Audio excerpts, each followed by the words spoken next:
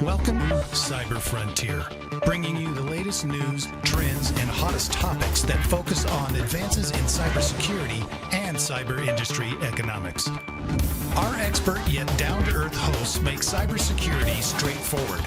They ask the tough questions and make this challenging topic something that everyone can understand. Our candid approach lets guests open up on topics we would all like to see addressed. You can find us on the web at newcyberfrontier.com. That's www.newcyberfrontier.com. Now join today's host as he introduces the topic for today's new Cyber Frontier. Welcome to today's episode of New Cyber Frontier. On today, our guest, Kevin Johnson, the CEO of Security Ideas, and from Florida, right here, Kevin? Oh yeah, I'm in Jacksonville. Jacksonville, Florida.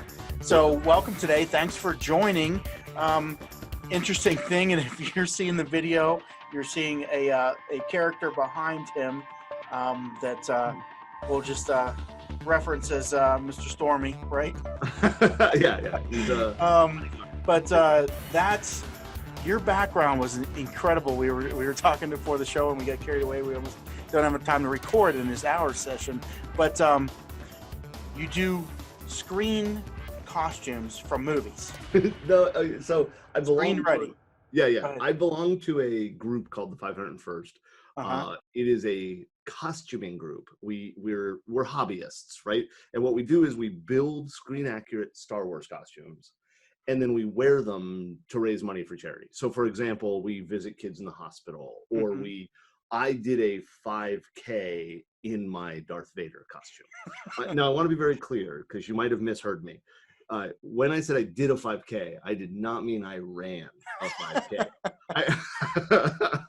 It was a very slow 5K. You crossed the finish line, then exactly. You did 5K. I mean, I've seen those before, and I've seen people that participate, we'll say, and I know exactly what you mean. So, how many have you made? That's amazing. I think I'm at 9 now. My daughters and I got into it. We're building them. That obviously, we're supported by great people who are also members that help each other out. We laugh and we call them armor parties. We go to somebody's house, we build plastic spaceman armor, and it's just a fun time. That's awesome. And I mean, you can only wear one at a time. You have 9. I saw he did a little go around in the office there before. I saw there was a Wookiee in there and some other people, and that's pretty awesome. They look just like they stepped off the screen. Yeah, I think they're awesome, but I'm biased. I built them. Oh, that's awesome. So what's your, other than that, I mean, that's just your interesting, nerddom fact, right? We all have. How's your background? What got you into cybersecurity? I'm a nerd. I've been a nerd. We already established that. Oh yeah, part, right? We proved it. I've been involved in IT since 1991 professionally, right? So I built systems, I managed systems, and then about 15 years ago, maybe 16 years ago, probably a little bit longer than that now. I guess I'm old. I started realizing that security really was part of my job. I'd like to say it's because. Did you try to avoid it at first too? Well, I think that it's not that I avoided it. I just think it was one of those things that it was never taught to us that we should pay attention to it, right? Like, and then all of a sudden you started realizing, oh man, there's bad stuff going on. There's bad people. And so I started getting involved in security. I started dealing with it. I was trying to write better code. Oh gosh, some of the code I've written over the years. And, but I started doing that, and then I got an opportunity to become a consultant. So I shifted from security being a part of my job to security being my primary job. And when I did that, I was doing both adversarial testing, penetration testing, basically hacking, right? Companies would hire you to break in. I also did a lot of incident response and forensics and, dealing with the results of a breach. And then when I started my company, we narrowed it down and focused, right? And so that's what I do now. I basically break into companies, and it's fun.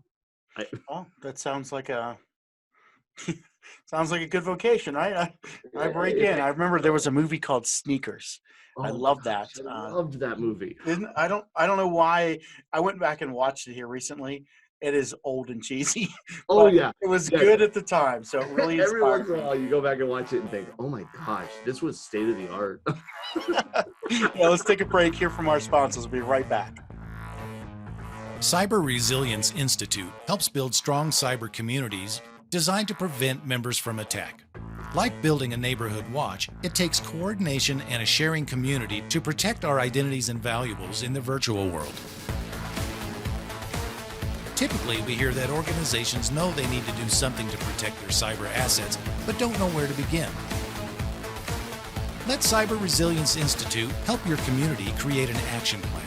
Cyber Resilience Institute will build your community or business marketplace so that it is designed to support a collective cyber defense. Contact them for more information at cyberresilienceinstitute.org. All right, welcome back to New Cyber Frontier. We're on here with Kevin Johnson today, with the CEO of Security Ideas, and definitely a character here. If you're watching the video again, you see Stormy in the background. He hasn't moved yet. I expect that someone's going to reach out at some point here. If he moves, we have a problem. That would be really freaky if we did this whole show and then all of a sudden he reaches out or something. No. I'd have a heart attack. It would be bad. Oh, so we always like to kind of, this is good, lively conversation, but where's the holes in the security industry? What needs addressed? Well, I think everything, but what's on your plate? Top. Where do you want to start? Right? I think that personally, I believe, and at Secure Ideas, obviously as the boss, I've pushed this direction, that the biggest hole we have is basic foundational education. The industry runs down a path, and we have the security researchers, which I believe is quite often just another word for criminal, and they're releasing new, oh man, did you hear this new vulnerability or this new exploit or this new thing or this new stunt hacking, and we as organizations around the world can't get the basics right, and in most cases they don't know why they should be getting the basics right, and I find as time goes on, we're doing less and less education. Got a question on that. Yeah, please do. And when I pulled out some of my old training from 2013-14, I pulled out some old training programs I had, things that I used to travel around the country and present and everything. Yeah. And I couldn't use the material right now. In 5 years, this industry changes so much that there's a continuous revamping requirement, which is kind of the reason why, and I, we'll probably get to this because we talked about it before the show, that companies like SANS or other organizations that can charge a lot of money do so because people are in the industry, have gone to training for years, and it's 2-3 years old. If you were in the military, you sat through stuff that was 10 years old and everybody was laughing as they're giving it, but they still had to give it, and you still had to sit there and listen to it and not fall asleep. But the recurring nature that in literally a year's time, things can be so different that 30% of your training needs revamped. It seems like that continuous window of move burns content providers out. I agree that it burns content providers out to a certain level, right? I think that the reality though is that the majority of the stuff that we say this can't be used isn't because the basics are different. It's because the examples are different or the techniques have matured, right? I know that when we update our materials, because we do training, right? I don't know any consulting firm that doesn't do training at some level, right? When we update our materials, in many cases, what we're doing is we're adding stuff to the materials, but we're still teaching the basics. We're still teaching fuzzing and encryption, and those things don't change. And where I see where the bigger problem is not in the training of the current staff, right? We, other than cost, but you're a consultant or you're a security person, and I'm going to train you on the new techniques. That's covered. Where I see the biggest problem is, and I get this call, I got it twice this morning from people. 2 different people reached out to me and said, I want to be a security person. What do I do? How do I get into it? Right? That's where, or the flip side, I'm an organization that needs to hire security people, and I can't find security people that are available, right, to bring in. And so we have to educate to grow the space, right? That's where I think the biggest problem is that not entry level. I'm not talking about, hey, I need to teach you what a computer is, but how do we grow the resources? How do we grow the staff to know how to do security? Right? That's where I think the bigger problem is, and that shouldn't burn anybody out, because those types of foundational things, fundamental things, they don't change very often, right? And I'll pick on ISC squared here for a second, right? I know that I took my CISSP 2002, maybe, is when I was awarded the CISSP. The body of knowledge is the same now as it was then. I know it went from 10 domains to 8 domains, but we're still talking about Bell LaPodala or whatever, like I always mess that one up, but let's go with it, right? Which is a problem because I teach a CISP class, but so I really should get that right. But the body of knowledge, that foundational stuff hasn't changed, and that's where I'm talking about. Right? Yeah. It's and somebody, I heard somebody very well define this the other day, and it was a professor, Dr. White from University of Colorado. He said, there's 2 types of training when he was asked about, what programs and why the university didn't train for certifications. He said there's 2 types of training, or there's training and there's education. Yeah. And the training is specific to doing the job you need to do. Yeah. It's teaching you to, and he said, teaching you to address the known issues and the known problems we already have. Education is those base concepts alignment, and it is teaching you to know how to solve the problems that we haven't identified yet. Right. So the theory behind it, and I think you have both. And the training programs, if you look at like a SANS, they're trying to be leading edge on the training aspect. What are all the newest things that are happening in business right now? So it's a different market of people than those who want to know, well, let me teach you the basics. But I'm not sure that's accurate. No? Okay. I think if you look at the SANS catalog, and I want to be very clear, as a former SANS instructor, I don't want anybody thinking I'm bashing SANS. I'm not. I think SANS has a place. They do well. They're known for a reason, right?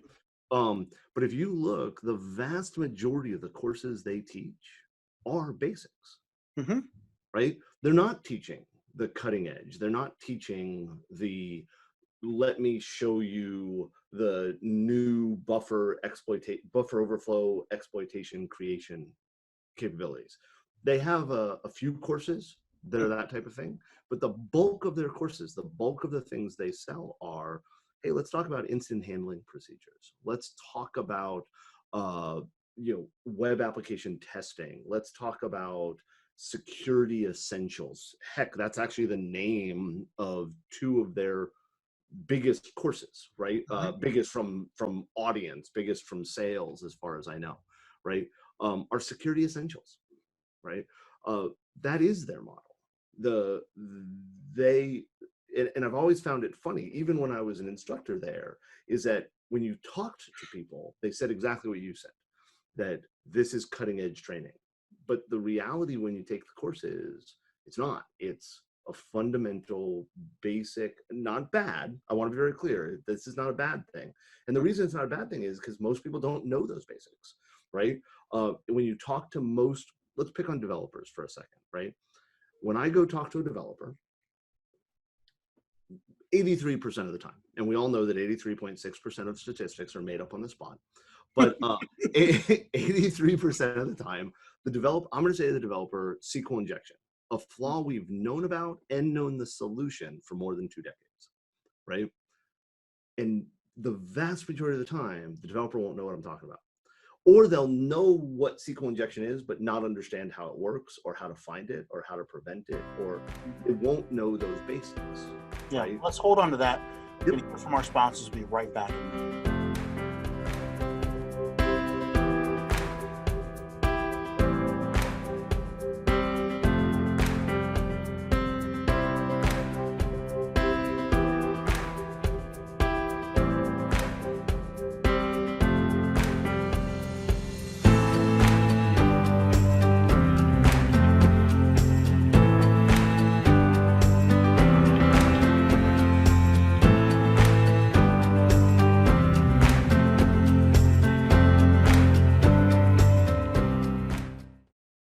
Murray Security Services are your cybersecurity experts with decades of experience providing professional training services for our clients in various industries. We offer professional training and certification in areas of cybersecurity, safety, health, and environmental services at our academy. Our in-person and online training provides a collaborative environment where students can interact directly with instructors through live chats or in private classrooms. Visit murraysecurityservices.com for more information. All right, welcome back to New Cyber Frontier. On today with Kevin Johnson, CEO of Security Ideas, and we were talking about the basics in security, the things that you train that are always there, that kind of stay, and some organizations that have done very successful at promoting themselves as the latest cutting edge. So, yeah, and just kind of following on with that conversation, how much of that do you think, in your assessment, is just marketing? Oh, most of it. We're an industry of marketing, right? We can talk about how we're really, really great, but the reality is, if you don't market yourself well, you're going to fail. So everybody in cybersecurity is an expert, because that's kind of the only thing we have to sell, right? Yeah, we're all experts. So now it's a matter of marketing which expert is worth paying the most to, and that's kind of our whole technique, right? And a lot of that some of it involves mudslinging, that like I'm a politician, I got to talk bad about everybody else, and that's absolutely how I'm good, right? And others just outright flashiness and whatever. And or the only difference, you're saying? Or it could also be that we send you a lot of catalogs in the mail, right? So you Which see is marketing. That's flashy, right? That's the flashy part. And that's what I say is, I'm not bashing anybody, because that is a common thing to do, right? Is to bash. I think that the vast majority of the training providers out there today have goodness in their training. I think that the big problem, and I want to be very clear, I sell training, so I'm cutting my own throat in this statement, but I think that the biggest problem we have is that the vast majority of training is going to a very small group of people, pulling in third parties to do the training. Where I believe that to build our security resources, to expand the scope of the staff we have and the people who are available, is we really just need to evaluate how we do it. And from my perspective, the right way to do it is to find people who understand the business, understand IT. And when I say the business, I mean whatever organization is looking at this, their business, right? So if you're a bank, you need to have people who understand banking. And then under people who understand the IT systems for banking, and then you apprentice or mentor them into a security role. I find that the best security people I deal with are ones that when you talk to them, they came from a non-security path. So they know the business and the business model really well for where they work. Yep. Or they understand the systems and the IT infrastructure, right? Because I talk to security people all the time that have no issue with, well, yeah, just turn it off.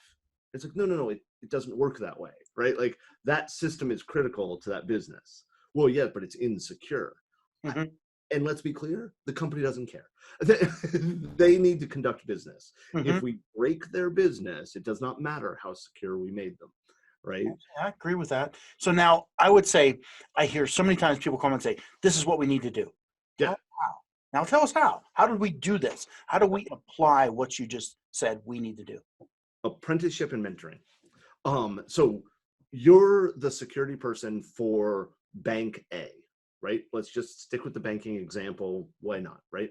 You're the security person for bank A. Your job, the majority of your job should not be looking at blinky lights, looking at products to deploy, or talking to third-party vendors who are going to solve things for you. Your job is to be going out to the development teams that are building the code for your bank, to the IT people who are managing and running your infrastructure, the project managers and the business people who are running the organization, and educate them on why security is important and what they need to do to deal with security, right? One of the things that I've done successfully, like I said, I'm biased. I'm literally talking about my success, is lunch and learns, right? It's very rare. We always talk about budget, right? Oh, nobody has enough budget. Everybody has enough budget to buy a pizza for the development team. And while they're eating your pizza, you tell them why security testing is important, and you teach them how to do security testing so that they're looking at their own code. They're looking at their own applications, right? You can afford subs for the project management team. I don't know why developers get pizza and project managers get subs, but let's go with it, right? You can buy some Johns or whatever and give it to the project management people and teach while they're eating the sub, teach them why it's important to have an understanding of security requirements before the project starts. So right? do you recommend, or do you have services or whatever where you go into companies and teach lunch and learns? Is that what you do? Yes, we absolutely, and we have training services we sell, we do all that. And like I said to you earlier, I'm a greedy capitalist. I want to be as rich as I possibly can, right? Spend it on those Exactly. I want more than 9 costumes. Right. We sell training. We also sell advisory services to help you build your own training program. We have a service, and I want to be very clear. I'm not selling the service right now. Obviously, if you want to buy it, done, right? Buy it. But it's called Salsa, and it's a advisory service. But we've actually released enough information that instead of paying us to do it, you have enough information to build your own internal SASTA program. So it's kind of like the open source model. We'll give you the code and we'll help you if you need consulting to apply it. And I'm biased because I've run open source projects for years, right? I started my first open source project back in 2004. So I like open source. I'm a big proponent of open source. And that's why when we rolled out SASTA late last year, we actually, in the announcement, drew up what the structure of the program is, so that you, if you want to, you can build it yourself. I'm of the mindset that, rising tides float all boats. If you pay me or you build your own SASTA program, either way, the security of the world is getting better. And the end result is I'm going to do better, right? You're going to do better. We're going to be better off. I would much prefer an educated clientele than a clientele that doesn't know why they're paying for my services, but they were told they had to. Right? And that's why we do it. But that I think something like SASTA, which is just a strategic advisory security, right? It's advising people on how to build their own security program, how to work with the developers to understand security, how to work with the IT people, all of that. And like I said, you can do it yourself. So, I hear quite often, training. We need to get everybody to do something. We need to influence them all to do something. But it seems like the further along we go in this industry, we're not making any steps towards getting more people involved. And, I've seen some research that shows people don't engage in cybersecurity on a psychological level. Right. And you can't really impact the desire for everybody to try to learn it. They want to buy a product and have somebody else do it, or pay for a service and have somebody else handle it. And if I would, playing devil's advocate, tell you that, the security industry doesn't have enough people because not enough people are interested in being in it. What would you say to that? Well, I'd say one, there's a few reasons for it. Okay. The first one Would you being, say that's accurate first, or I don't know that it's accurate. okay? I think that it is possible that we don't have enough people who want to be in it. But to play devil's advocate to your devil's advocate, right? I've never seen a security class not sell out, right? The colleges and high schools and middle schools are building cybersecurity training programs to drive a workforce forward because there's people in. Is that though the greedy American thing? I know that's the highest paying job on the billboard whenever I do my research. It could be. It could be. I think though there's a couple other reasons why the training is not fixing the problem, and it's because we're training people the wrong way. Let's talk about security awareness. Okay, train people the wrong way. What is the right way? Well, I'll give you an example. Security awareness training. Mm-hmm. How many times have you gone through an awareness training class, right? That tells you not. Try not to. But me too. But how many times have you gone through one that tells you not to click links? Yeah. Right. Lots of times. As it's telling you, click this link to get more details. Exactly. Click this link to enroll. Click this link to do this. We're teaching people what is bad, but not teaching them why it's bad and what they should do to fix it, right? So instead of teaching end user Joe to not click links, we need to be teaching developer Susan that she should be writing applications that don't require people to click links to get involved, right? I'll tell you some interesting research. You put a page of 20 links together and have links that are obviously about people's kids, cats, clothes, links that are undecipherable, and then links that clearly have the word cybersecurity in them. The psychological aversion clicks on cybersecurity at 1/10 the rate of the placebo. I believe it. Because everything you're saying about what we've trained people, they know, and as soon as they see a link on cybersecurity, they do what we trained them and they don't click on it. But they click all the rest of them. All the rest of them. Yes, right, because we've conditioned them. Our systems conditioned them to clicking links. It's right. Think cybersecurity, think don't click. That's the psychological problem. Think cybersecurity, think don't engage because people are trying to hack me.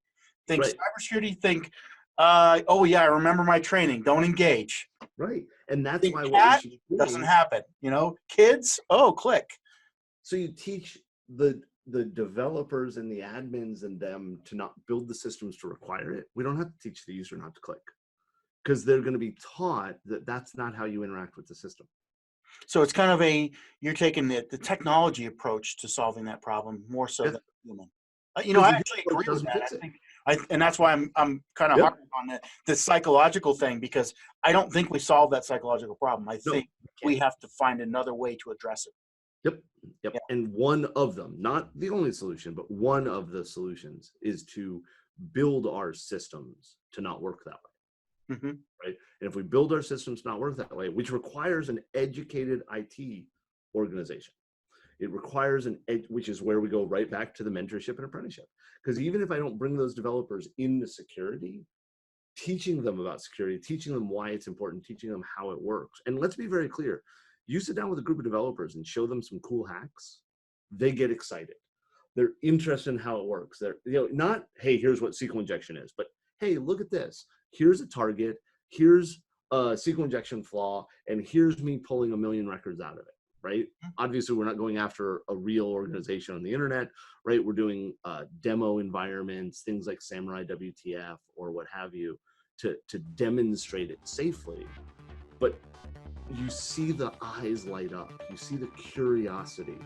And I will tell you that every single time I've gone in and advised development organizations or worked with development organizations to mentor them, to show them what security is, the result is a much safer, more secure organization.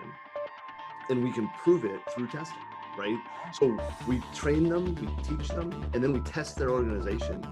And you literally see fewer findings because the developers are there. All right, so on that one, we're kind of rolling up the time here, but I wanted to give the opportunity.